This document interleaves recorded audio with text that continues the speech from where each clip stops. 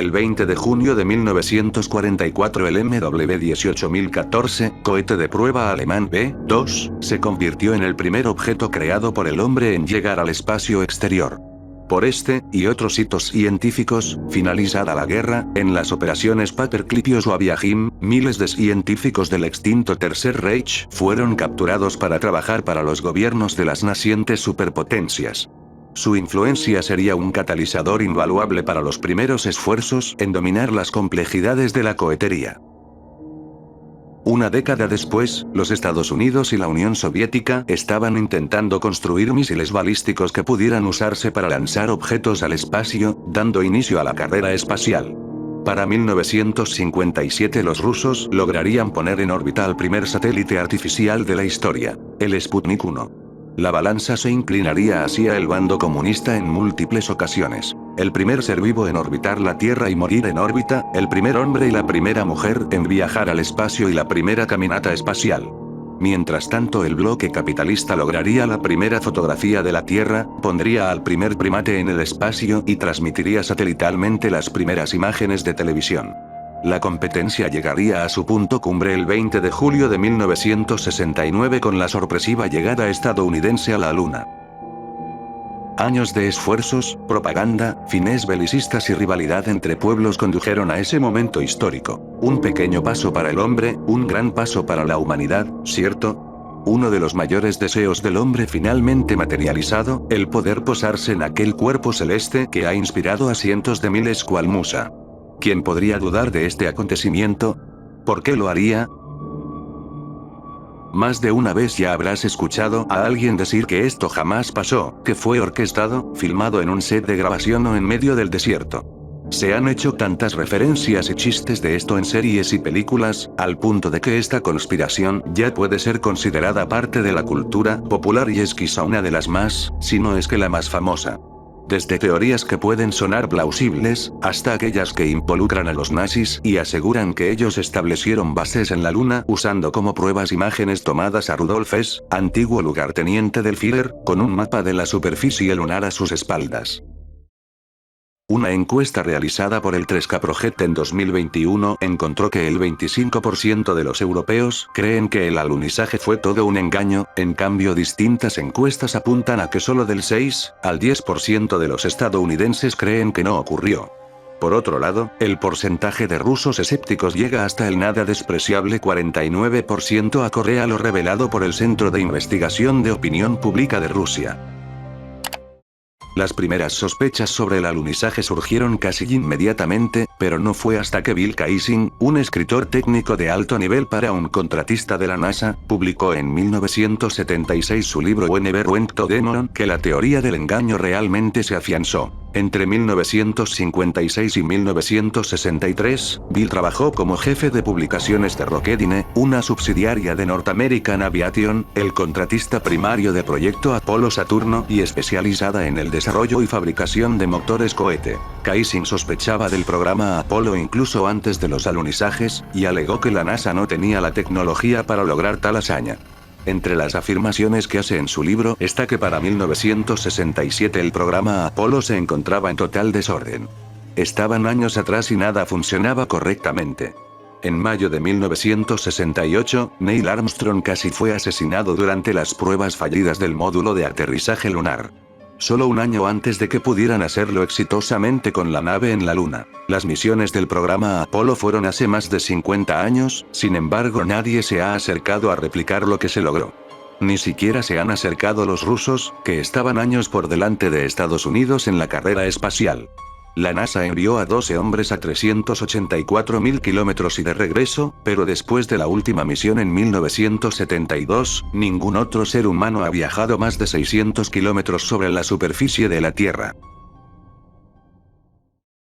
Los cinturones de radiación de Van Allen, descubiertos en 1958, se extienden desde una altitud de aproximadamente 640 a 17.000 kilómetros, y protegen a la Tierra la radiación atrapando las partículas cargadas procedentes del Sol. Son a menudo citadas como una razón por la cual la NASA debe haber fingido los alunizajes. El módulo lunar Apolo habría tenido que pasar a través de esta gran zona de radiación letal para viajar a la Luna, que, según los críticos, esto seguramente habría matado a los astronautas.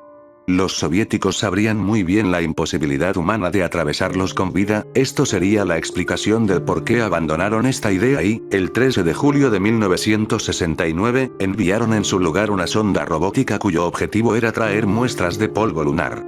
Solo sondas no tripuladas podrían escapar del campo electromagnético, ir y venir, haber sido utilizadas para colocar los reflectores de luz láser sobre la superficie lunar. Ya sea que esto sea cierto o no, la propia NASA cita actualmente la radiación letal de los cinturones de Van Allen como una barrera importante para futuras misiones tripuladas a la Luna y admiten que uno de los mayores retos para futuras misiones que viajen a Marte será superar la exposición a la radiación de alta energía del viento solar, las tormentas solares y rayos cósmicos galácticos que se originan fuera de nuestro sistema solar, a pesar del hecho de que aparentemente no era un problema en 1969.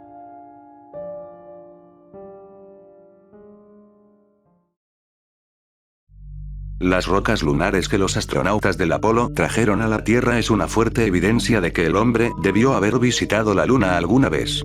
Aunque es posible encontrar rocas lunares en la Tierra, son muy raras y tienen diferentes características de superficie a las verdaderas rocas lunares. Sin embargo, se podría usar la misma respuesta que con los reflectores. Las rocas lunares habían sido traídas a la Tierra utilizando sondas no tripuladas. Como dato curioso, una supuesta roca lunar entregada al gobierno holandés resultó ser solo un trozo de madera petrificada. Desde entonces no se ha ofrecido ninguna explicación para esto. Donald Pettit, astronauta estadounidense, aseguró en una entrevista que toda la tecnología usada para llegar a la Luna fue destruida. En otra entrevista se le pregunta sobre la manera de operar una tapa en el exterior de la Estación Espacial Internacional manipulando algo mecánico sin perder presión de aire. Don Pettit se limita a contestar: eso se llama muy buena ingeniería.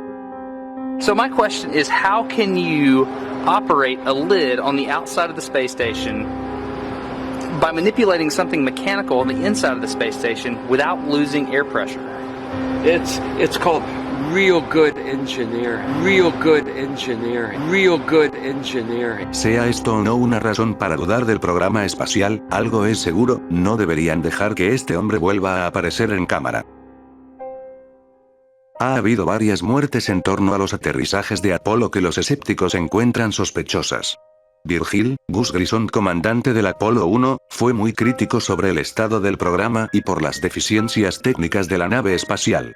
En sus palabras, los problemas con el Apolo 1 se produjeron por montones. Murió junto a sus compañeros Ed White y Roger Chaffee el 27 de enero del 67. Atribuyeron la muerte al monóxido de carbono inhalado luego de un incendio que habría sido iniciado por el cableado dañado dentro de la cápsula en una prueba de despegue. Scott Grissom, hijo de Gus, cree firmemente que esto no fue un accidente, fue asesinado, posiblemente debido a sus críticas al programa. Después del incendio del Apolo, el inspector de seguridad de la NASA, Thomas Baron, entregó un informe muy crítico de 275 páginas sobre el estado del programa y las violaciones al código de seguridad de la NASA. Murió solo una semana después junto a su esposa y su hija en una colisión de su carro con un tren. Su informe desapareció posteriormente.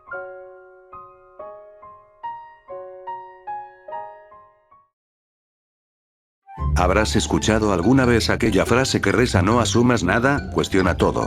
¿Es aplicable en este caso? ¿O es realmente incuestionable? ¿Está en nosotros dudar? Hay un límite no escrito para lo que está permitido cuestionar. El alunizaje es un no rotundo. La más simple muestra de interés por esta teoría sería motivo de burlas y reprimendas. ¿Es correcto solo absorber lo que otros digirieron por ti?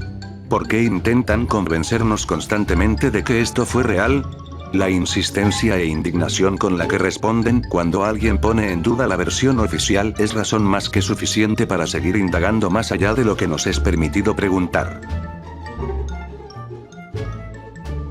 Presuntamente a finales de este año volveremos a nuestro satélite natural con la misión Artemis, misión que es anunciada por la NASA como aquella que llevará a la primera mujer y a la primera persona de color a la Luna. Esta se compone de 3 partes, las cuales han encontrado decenas de inconvenientes, retrasos en las fechas de entrega de los motores, lanzamientos que han sido reprogramados más de una vez, y trajes espaciales inacabados. Artemis despejaría muchas dudas, o generaría más, pero todo parece apuntar a que no podemos repetir la tarea de llegar a la Luna 55 años después.